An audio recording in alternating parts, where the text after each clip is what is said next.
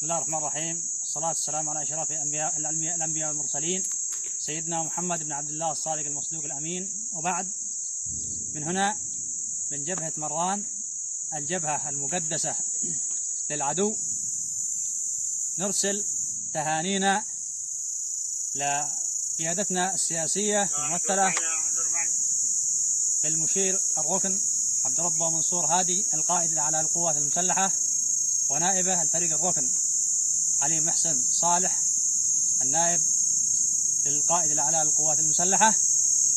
وأيضا نهنئ دولة رئيس مجلس الوزراء دكتور معين عبد الملك، كما نهنئ قيادتنا العسكرية ممثلة بوزير الدفاع الفريق الركن محمد علي المقدشي، رئاسة هيئة الأركان والقيادات العسكرية في شتى الجبهات.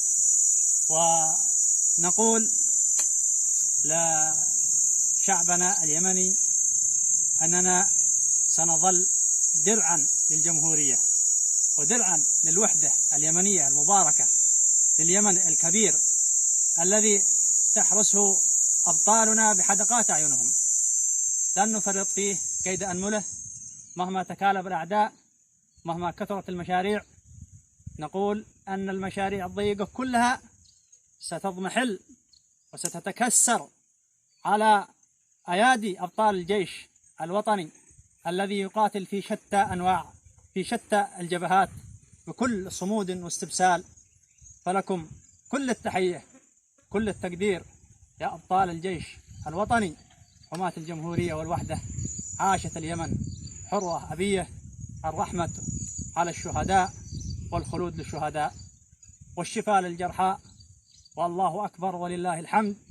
بالروح بالدم نفديك يا يمن، بالروح بالدم نفديك يا يمن، بالروح بالدم نفديك يا يمن.